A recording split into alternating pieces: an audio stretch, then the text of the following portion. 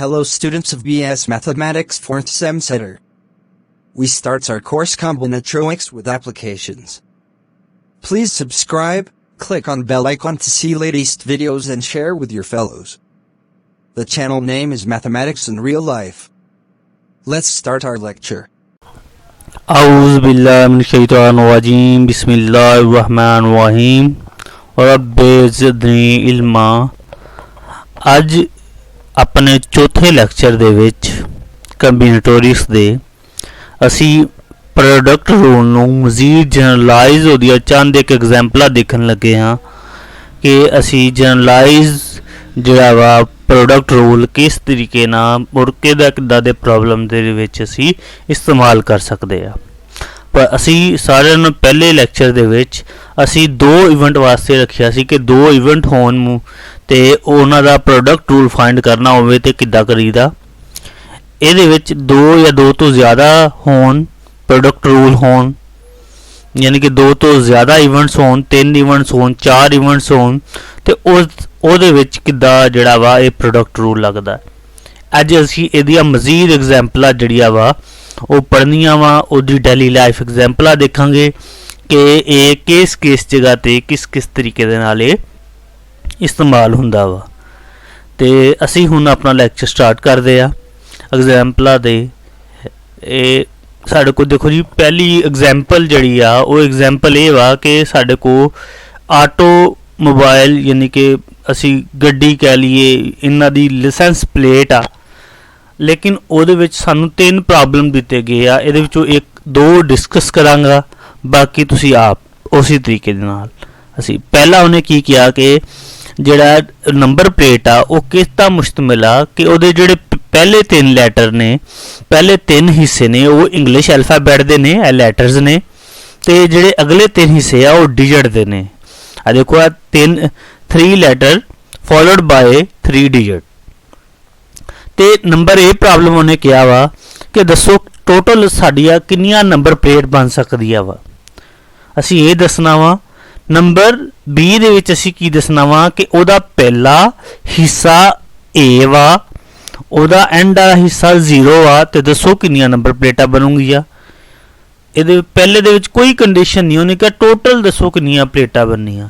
ਲੇਕਿਨ B ਦੇ ਵਿੱਚ ਉਹਨੇ ਕੀ ਪੁੱਛ ਲਿਆ, B ਦੇ ਵਿੱਚ ਉਹਨੇ ਪੁੱਛਿਆ ਕਿ ਜਿਹੜੇ ਸ਼ੁਰੂ ਤੋਂ A ਆਂਦਾ ਵਾ ਐਂਡ ਤੇ 0 ਆਂਦਾ ਉਹ ਉਹਦਾ ਦੀਆਂ ਨੰਬਰ ਪਲੇਟਾਂ ਕਿੰਨੀਆਂ ਬਣਨੀਆਂ।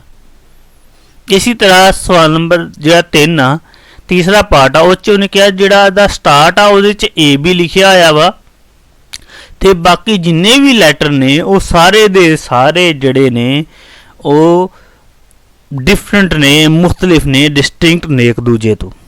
ਮੈਂ ਇਹਦੇ ਵਿੱਚ B ਤੇ C ਪਾਰਟ ਮੈਂ ਤੁਹਾਨੂੰ ਸੋਲਵ ਕਰਕੇ ਦੱਸਣਾ ਵਾ। ਇਹ ਪਾਰਟ ਤੁਸੀਂ ਇਸੇ ਤਰੀਕੇ ਦੇ ਨਾਲ ਤੁਸੀਂ ਕਰ ਲੈਣਾ। ਅਸੀਂ ਇਹ ਪਹਿਲੋਂ B ਪਾਰਟ ਕਰਦੇ ਆ। ਦੇਖੋ B ਪਾਰਟ ਦੇ ਵਿੱਚ ਕੀ ਆ, ਪਹਿਲੋਂ ਉਹਨੇ ਕੀ ਕਿਹਾ ਜੀ, ਉਹਦਾ ਪਹਿਲਾ ਹਿੱਸਾ ਪਹਿਲਾ ਨੰਬਰ A ਆ ਤੇ ਐਂਡ ਵਾਲਾ 0 ਆ। ਇਸੇ ਤਰ੍ਹਾਂ ਅਸੀਂ ਲਿਖਿਆ ਉਹਨਾਂ ਉਹੀ ਲਿਖ ਲਿਆ ਕਿ ਦੀ first and last letter can be field in one way, ਕਿਉਂਕਿ ਉਹ ਤੇ ਅਸੀਂ A ਹੀ ਪੁੱਟ ਕਰਨਾ ਵਾ। ਇਸੇ ਤਰੀਕੇ ਨਾਲ ਇਹ ਦੇਖੋ ਜੀ, ਅਸੀਂ ਪਹਿਲੇ ਹਿੱਸੇ 'ਚ ਇੱਥੇ A ਹੀ ਪੁੱਟ ਕਰਨਾ, ਇਹਦਾ ਮਤਲਬ ਇਹਨੂੰ ਪੁੱਟ ਕਰਨ ਦਾ ਇੱਕ ਹੀ ਵੇ ਵਾ। ਇਸੇ ਤਰੀਕੇ ਦੇ ਨਾਲ ਇਹਨੂੰ ਪੁੱਟ ਕਰਨ ਦਾ ਇਹ ਦੇਖੋ ਹੈ ਸਾਡੇ ਕੋਲ ਕਿ ਇੱਥੇ ਅਸੀਂ 0 ਪੁੱਟ ਕਰ ਦਿੱਤਾ ਤੇ ਇਹਦਾ ਮਤਲਬ ਇਹਦਾ ਵੀ ਇੱਕ ਹੀ ਰਸਤਾ ਵਾ ਪੁੱਟ ਕਰਨ ਦਾ। ਇਹਦਾ ਮਤਲਬ ਨੰਬਰ ਆਫ ਵੇ ਐਂਡ ਵਾਲੇ ਪੁਆਇੰਟ ਦਾ ਤੇ ਪਹਿਲੇ ਪੁਆਇੰਟ ਦਾ 1 ਆ। ਬਾਕੀ ਬਚ ਕੇ ਦਰਮਿਆਨ 'ਚ 4 ਲੈਟਰ, ਇਹ 2 ਇੰਗਲਿਸ਼ ਐਲਫਾਬੈਟ ਤੇ 2 ਸਾਡੇ ਕੋਲ ਡਿਜਿਟ। ਇਹਦਾ ਮਤਲਬ ਇੱਥੇ ਵੀ ਅਸੀਂ 26 ਇੰਗਲਿਸ਼ ਐਲਫਾਬੈਟ ਲਿਖ ਸਕਦੇ ਆ, ਇਹਦੇ ਤੇ ਵੀ ਅਸੀਂ 26 ਲਿਖ ਸਕਦੇ ਆ। ਇਹਦਾ ਮਤਲਬ ਇਹਦੇ ਵੀ ਨੰਬਰ ਆਫ ਵੇ 26 ਆ, ਇਹਦੇ ਵੀ ਨੰਬਰ ਆਫ ਵੇ ਸਾਡੇ ਕੋਲ 26 ਆ। ਇਸੇ ਤਰੀਕੇ ਦੇ ਨਾਲ ਡਿਜਿਟ ਇੱਥੇ ਪੁੱਟ ਕਰ ਸਕਦੇ ਆ, ਦੋਨਾਂ 'ਚ ਡਿਜਿਟ ਬਣੇ ਤੇ ਟੋਟਲ ਡਿਜਿਟ ਸਾਡੇ ਕੋਲ ਕਿੰਨੇ ਹੁੰਦੇ ਨੇ, 10 ਹੁੰਦੇ ਨੇ। ਅਸੀਂ ਇੱਥੇ 10 ਡਿਜਿਟ ਪੁੱਟ ਕਰ ਸਕਦੇ ਆ, ਇਹਦੇ ਵਿੱਚ ਵੀ 10 ਡਿਜਿਟ ਪੁੱਟ ਕਰ ਸਕਦੇ ਆ। ਤੇ ਇਹਨੂੰ ਇਹੀ ਚੀਜ਼ਾਂ ਨੂੰ ਦੇਖੋ, ਸਾਰਿਆਂ ਨੂੰ ਪਹਿਲਾਂ ਕੋਸ਼ਿਸ਼ ਕਰੋ ਕਿ ਇਸ ਤਰ੍ਹਾਂ ਕਰਕੇ ਗ੍ਰਾਫ ਬਣਾ ਲਓ, ਫਿਰ ਇਹਨੂੰ ਹੀ ਤੁਸੀਂ ਅਲਫਾਜ਼ ਦੇ ਵਿੱਚ ਲਿਖ ਲੈਣਾ ਸਾਰਾ। ਦੇਖੋ ਜੀ, ਇਹਦਾ ਮਤਲਬ N1 ਇਹ ਸਾਡੇ ਕੋਲ ਨੰਬਰ ਆਫ ਵੇਜ਼ ਕਿੰਨੇ ਹੋ ਗਏ ਜੀ, ਇਹ ਕਿੰਨੇ 1, ਇੱਥੇ ਕਿੰਨੇ ਜੀ N2 ਸਾਡੇ ਕੋਲ ਕਿੰਨੇ, ਇੱਥੇ ਨੰਬਰ ਆਫ ਵੇਜ਼ 26, N3 इत्थे भी नंबर ऑफ वे किन्ने 26, इत्थे भी इत्थे किन्ने जी नंबर ऑफ वे 10, इत्थे भी नंबर ऑफ वे 10, इत्थे नंबर ऑफ वे किन्ने देखो N1 साढ़े को 1 आ गया, N2 26, N3 26, N4 26, N5 26 ਤੇ N6 1 आ गया। ਹੁਣ देखो अगर सारे नंबर ਅਸੀਂ ਲਿਖਦੇ ਆ ਫਿਰ ਹੀ ਨੰਬਰ ਪਲੇਟ ਬਣਨੀ ਆ। ਇਹਦਾ ਮਤਲਬ ਹੈ ਕਿ ਅਗਰ ਸਾਰਾ ਕੁਝ ਇੱਕ ਟਾਈਮ ਤੇ ਹੁੰਦਾ ਵਾ ਤੇ ਇਹਦਾ ਮਤਲਬ ਉਹਦੇ ਉੱਤੇ ਪ੍ਰੋਡਕਟ ਰੂਲ ਲੱਗੇਗਾ, ਫਿਰ ਹੀ ਸਾਡੇ ਕੋ ਇਹ ਦੇਖੋ ਕੀ ਪ੍ਰੋਡਕਟ ਰੂਲ ਕੀ ਕਹਿੰਦੇ ਅਸੀਂ ਸਾਰਿਆਂ ਨੂੰ ਜ਼ਰਬ ਦੇ ਦੇਣਾ। ਇਹਦਾ ਮਤਲਬ 67600 ਨੰਬਰ ਪਲੇਟਾਂ ਐਸੀਆਂ ਹੋਣੀਆਂ ਵਾ ਜਿਹਦੇ ਸ਼ੁਰੂ ਤੇ A ਆ ਔਰ ਐਂਡ ਤੇ 0 ਆ। ਹੁਣ ਦੇਖੋ ਇਹ ਜਿਹੜਾ ਪਹਿਲਾ ਸਵਾਲ ਆ ਸੇਮ ਇਸੇ ਤਰੀਕੇ ਨਾਲ ਵਾ, ਲੇਕਿਨ ਇੱਥੇ ਵੀ ਉਹਨੇ ਕਿਹਾ ਉੱਥੇ ਕੋਈ ਕੰਡੀਸ਼ਨ ਨਹੀਂ ਦਿੱਤੀ ਹੋਈ। ਇਹਦਾ ਮਤਲਬ ਇੱਥੇ N1 ਵੀ ਇੱਥੇ 26 ਆ ਜਾਣਾ ਵਾ ਤੇ N6 ਸਾਡੇ ਕੋਲ ਇੱਥੇ 10 ਆ ਜਾਣਾ ਵਾ ਤੇ ਇੱਥੇ ਯਾਨੀ ਕਿ ਬਾਕੀ ਸਾਰਾ ਸਵਾਲ ਉਸੇ ਤਰੀਕੇ ਨਾਲ ਅਸੀਂ ਸੋਲਵ ਕਰ ਸਕਦੇ। ਯਾਨੀ ਕਿ B ਜਿਹੜਾ ਤੁਸੀਂ A ਪਾਰਟ ਤੁਸੀਂ ਸੇਮ B ਹੀ ਤਰ੍ਹਾਂ ਕਰਨਾ, ਸਿਰਫ ਇੱਥੋਂ ਚੇਂਜਿੰਗ ਆਣੀ ਆ ਜਗ੍ਹਾ ਤੋਂ। ਹੁਣ ਅਸੀਂ ਆਪਣਾ C ਪਾਰਟ ਦੇਖਣ ਲੱਗੇ ਆ। C ਪਾਰਟ ਦੇ ਵਿੱਚ ਕੀ ਆ, ਇਹ ਪਹਿਲੇ ਦੋ ਜਿਹੜੇ ਨੇ ਉਹ ਫਿਕਸ ਕਰ ਦਿੱਤੇ ਗਏ ਨੇ। ਅਸੀਂ ਆਂਦੇ ਨੇ ਪਹਿਲੇ ਦੋ ਜਿਹੜੇ ਨੇ ਬਿਗਨ ਵਿਦ A B, ਯਾਨੀ ਕਿ ਪਹਿਲੇ ਨੰਬਰ ਤੇ A ਆਣਾ, ਦੂਜੇ ਨੰਬਰ ਤੇ B ਹੀ ਆਣਾ ਵਾ। ਤੇ ਬਾਕੀ ਉਹਨੇ ਦੂਸਰੀ ਕੰਡੀਸ਼ਨ ਕੀ ਕਿਹਾ ਕਿ have all 3 letter and digits are distinct, ਜਿਹੜੇ ਜਿੰਨੇ ਵੀ ਬਾਕੀ ਲੈਟਰ ਆ ਯਾਨੀ ਕਿ ਹੁਣ A B ਤੇ ਫਿਕਸ ਕਰ ਦਿੱਤਾ ਗਿਆ। ਹੁਣ ਅਗਲੇ ਨੰਬਰ ਤੇ A B ਨਹੀਂ ਆ ਸਕਦਾ, C ਆ ਸਕਦਾ, D ਆ ਸਕਦਾ, E ਆ ਸਕਦਾ, ਲੇਕਿਨ A B ਨਹੀਂ ਆ ਸਕਦਾ। ਇਸੇ ਤਰੀਕੇ ਦੇ ਨਾਲ ਜੋ ਅਸੀਂ ਡਿਜਿਟ ਚੁੱਕਨੇ ਆ ਪਹਿਲੇ ਨੰਬਰ ਤੇ ਜਿਹੜਾ ਅਸੀਂ 0 ਲਾ ਦਿੱਤਾ, ਹੁਣ ਅਗਲੇ ਦੋਵਾਂ 'ਚ 0 ਨਹੀਂ ਲਾ ਸਕਦੇ। ਹੁਣ ਇਹਨੂੰ ਅਸੀਂ ਗ੍ਰਾਫਿਕਲੀ ਦੇਖਦੇ ਆ, ਫਿਰ ਇਹਨੂੰ ਅਸੀਂ ਸੋਲਵ ਕਰਦੇ ਆ।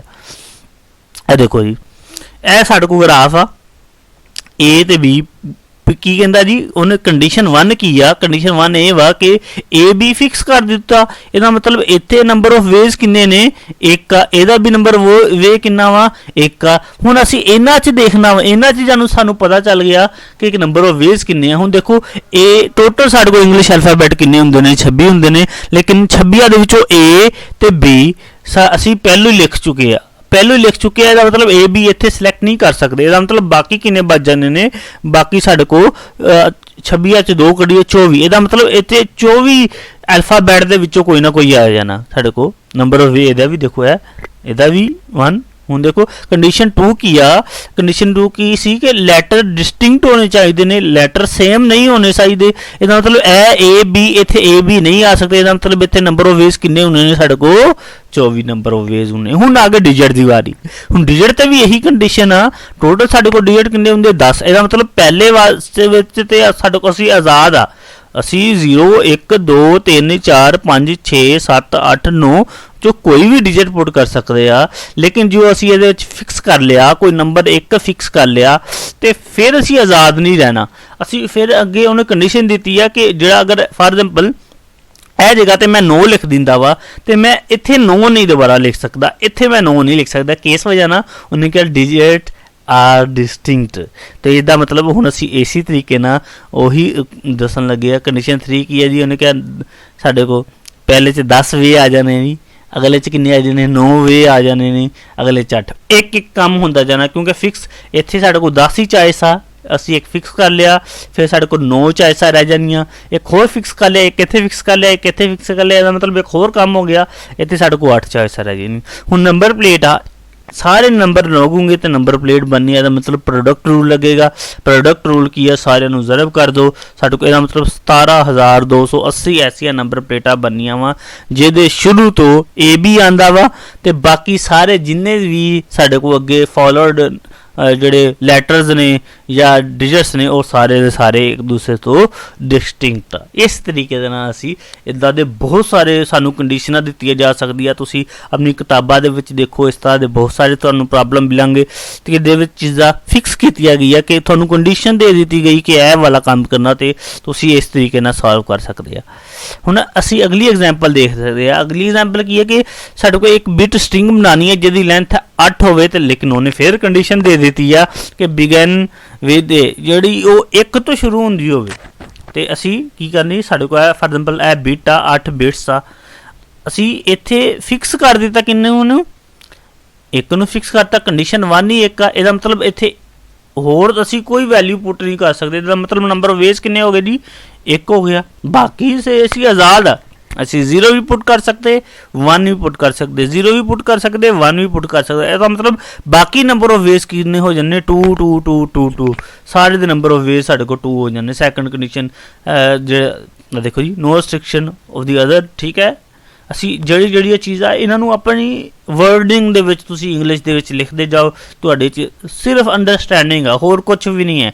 ਇਹਦਾ ਮਤਲਬ ਹਰ ਇੱਕ ਦੀ ਨੰਬਰ ਆਫ ਵੇਜ਼ 2 2 2 ਹੋ ਗਏ। ਇਹਦਾ ਮਤਲਬ N2 ਵੀ 2 N3 ਵੀ 2 N4 ਵੀ 2। ਇਹਦਾ ਮਤਲਬ ਆ ਕਿ ਸਾਰੇ ਐਟ ਟਾਈਮ ਲੱਗੂਗੇ ਤੇ 8 ਬਿਟ ਬਣਨੇ ਆ। ਇਹਦਾ ਮਤਲਬ ਪ੍ਰੋਡਕਟ ਰੂਲ ਲੱਗੇਗਾ। ਪ੍ਰੋਡਕਟ ਰੂਲ ਦੇ ਵਿੱਚ ਸਾਰਿਆਂ ਨੂੰ ਕੀ ਕਰ ਦਈਦਾ? ਅਸੀਂ ਜ਼ਰਬ ਕਰ ਦੇ। ਇਹਦਾ ਮਤਲਬ 128 ਜਿਹੜੇ ਨੇ 8 ਡਿਜਿਟ ਵਾਲੀਆਂ 1 ਇਸਦਾ ਹੀ ਤੁਹਾਨੂੰ ਮਤਲਬ ਐਕਸਰਸਾਈਜ਼ ਦੇ ਵਿੱਚ ਵੀ। ਹੁਣ ਦੇਖੋ ਇਹ ਵੀ ਬੜਾ ਹੀ ਪਿਆਰਾ ਸਵਾਲ ਕੀ ਹੈ ਜੀ? ਡੀ ਤੋਂ ਏ ਸਿਟੀ ਤੇ ਜਾਣਾ, ਲੇਕਿਨ ਉਹਨਾਂ ਦੇ ਦਰਮਿਆਨ 2 ਸਿਟੀਜ਼ ਮੌਜੂਦ ਨੇ, ਇੱਕ ਦਾ ਨਾਮ ਬੀ ਹੈ, ਇੱਕ ਦਾ ਨਾਮ ਸੀ ਹੈ। ਲੇਕਿਨ ਉਹਨੇ ਦੱਸਿਆ ਹੋਇਆ ਏ ਤੋਂ ਬੀ ਪਹੁੰਚਣਾ, ਏ ਸਿਟੀ ਤੋਂ ਦੇਖੋ ਇਹ ਸਾਡੇ ਕੋਲ ਕਿੰਨੇ ਸਿਟੀਜ਼ ਨੇ? ਏ ਤੇ ਡੀ। ਏ ਤੋਂ ਡੀ ਜਾਣਾ ਵਾ, ਲੇਕਿਨ ਉਹਦੇ ਦਰਮਿਆਨ 2 ਸਿਟੀਜ਼ ਨੇ, ਬੀ ਤੇ ਸੀ। ਲੇਕਿਨ ਉਹਨੇ ਇਹ ਦੱਸਿਆ ਜੀ there are 2 ways to travel A to B। A ਤੋਂ B ਪਹੁੰਚਣ ਵਾਸਤੇ 2 ਰਸਤੇ ਨੇ। ਇਹ ਦੇਖੋ ਮੈਂ ਐਰੋ ਦਾ ਨਿਸ਼ਾਨ ਲਾਤਾ, ਅਸੀਂ ਇਹਦਾ ਸਮਝ ਲੂੰਗੇ ਕਿ ਇਹਦੇ 2 ਰਸਤੇ ਨੇ। ਹੁਣ ਦੂਜਾ ਕੀ ਹੈ ਜੀ? 4 ways from B to C। B ਤੋਂ ਅਗਰ C ਤੱਕ ਜਾਣਾ ਵਾ, ਸਾਡੇ ਕੋਲ ਟੋਟਲ 4 ਰਸਤੇ ਨੇ ਇਹਦੇ ਵਿੱਚ। ਇਹ ਦੇਖੋ ਜੀ 4 ਰਸਤੇ ਨੇ। ਤੇ ਅਗਰ C ਤੋਂ D ਜਾਣਾ ਵਾ, ਉੱਥੇ ਕਿੰਨੇ ਜੀ? 3 ਰਸਤੇ ਨੇ। ਇਹ ਦੇਖੋ 3 ਰਸਤੇ ਨੇ। ਇਹ ਮੈਂ ਐਰੋ ਸਮਝਾਉਣ ਵਾਸਤੇ ਜਿਹੜੀ ਮੈਂ ਸ਼ਕਲ ਬਣਾ ਦਿੱਤੀ ਆ। ਤੇ ਹੁਣ ਉਹ ਦੱਸਦਾ ਕਿ ਦੱਸੋ ਕਿੰਨੇ ਤਰੀਕੇ। ਹੁਣ ਦੇਖੋ ਕਿੱਦਾਂ ਜਾ ਸਕਦੇ ਆ। A ਤੋਂ D ਤੱਕ ਜਾਣਾ, ਇਹ ਪਹਿਲੋਂ ਇਹ ਰਸਤਾ ਇਖਤਿਆਰ ਕਰ ਲਿਆ, ਇਹ ਤੋਂ ਉਹ ਇਹ ਵਾਲਾ ਰਸਤਾ ਇਖਤਿਆਰ ਕਰ, ਫਿਰ ਇਹ ਵਾਲਾ ਰਸਤਾ। ਇੱਕ ਤਰੀਕਾ ਹੋ ਗਿਆ D ਤੱਕ ਜਾਣ ਤੋਂ, A ਤੋਂ D। ਇਹ ਕਰਕੇ ਫਿਰ ਇਹ ਵਾਲਾ ਕਰਦਾ, ਫਿਰ ਉਸ ਤੋਂ ਬਾਅਦ 'ਚ ਫਿਰ ਇਹ ਵਾਲਾ ਅਟੈਂਪਟ ਕਰ ਲੈਂਦਾ। ਤੇ ਇਹਦਾ ਮੁਖਤਲਿਫ ਤਰੀਕਿਆਂ ਨਾਲ डी सिटी ते जाने उनको किन्ने रस्ते ने वेज ने वो ए तो डी तक पहुँचन दे। ते देखो सारा असी ए ते डी तक पहुँचना वा, सानू लाजमी आ असी बी नू भी क्रॉस करिए, सी नू भी क्रॉस करिए, फिर ही डी तक पहुँचना। अदरवाइज असी जड़ा वा असी नहीं पहुँच सकते डी तक। ਤੇ ਅਸੀਂ ਹੁਣ ਇਹੀ ਚੀਜ਼ਾਂ ਨੂੰ ਸਾਰੀਆਂ ਚੀਜ਼ਾਂ ਜਿਹੜੀਆਂ ਮੈਂ ਗ੍ਰਾਫਿਕਲੀ ਤੁਹਾਨੂੰ ਦੱਸੀਆਂ ਵਾ, ਇਹਨਾਂ ਨੂੰ ਅਸੀਂ ਅਲਫਾਜ਼ ਦੇ ਵਿੱਚ ਲਿਖਣ ਲੱਗੇ ਆ। ਦੇਖੋ ਜੀ ਅਸੀਂ 4 ਸਿਟੀਜ਼ ਨੇ ਸਾਡੇ ABCD ਤੇ A ਤੋਂ B ਪਹੁੰਚਣ ਵਾਸਤੇ ਕਿੰਨੇ ਜੀ? N1 ਕਿੰਨਾ ਹੋ ਗਿਆ? ਸਾਡੇ ਕੋਲ 2 ਹੋ ਗਿਆ, 2 ਰਸਤੇ ਸੀ। ਇਵਨ 1 ਇਵਨ 2 ਸਾਡੇ ਕੋਲ ਕੀ ਹੈ? B ਤੋਂ C ਜਾਣਾ, B ਤੋਂ C N2 ਕੀ ਹੋ ਗਿਆ? 4 ਹੋ ਗਿਆ।